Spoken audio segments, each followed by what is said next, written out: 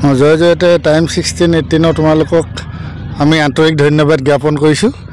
আচলতে এইটো আমাৰ বছৰৰ শেষত এটা আমাৰ কংগ্ৰেছ দলৰ এটা প্ৰীতিভোজ, কংগ্ৰেছ দল মানে সোণাৰী সমষ্টি এটা প্ৰীতিভোজ, যিহেতু আমি গোটেই বছৰটো সভা সমিতি এইবিলাক কৰি থাকি কৰ্মীসকলো ভাগৰুৱা হয় আৰু একেখন মঞ্চত গোটেই সমষ্টিৰ মানুহখিনি আমি লগ পোৱাটো কঠিন হয়।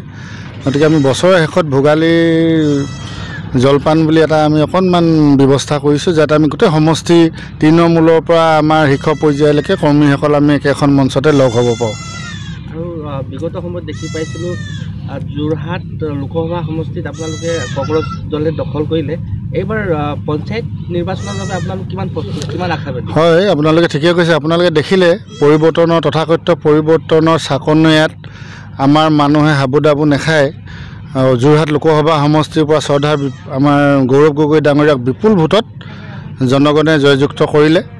আৰু এইবাৰো আমি পঞ্চায়ত নিৰ্বাচনত 100% আশাবাদী। আজি কেইদিন আগত আমাৰ চৰাইদেউ জিলা কংগ্ৰেছ কমিটিত এখন মহিলা অভিৱৰ্তনো হৈছিলে। আমাৰ জিলা কংগ্ৰেছৰ সুদক্ষ সভাপতি উৎপল গগৈ ডাঙৰীয়াৰ লগতে আমাৰ জিলা মহিলা কংগ্ৰেছৰ সভানেত্ৰী ৰুণু সন্দিকৈৰ সবল নেতৃত্বত আপোনালোকে যিদৰে মহিলা আচলতে একত্ৰিত হ'ল, আমি সম্পূৰ্ণ আশাবাদী আমি পঞ্চায়ত নিৰ্বাচন আমাৰ কংগ্ৰেছ দখলত থাকিব।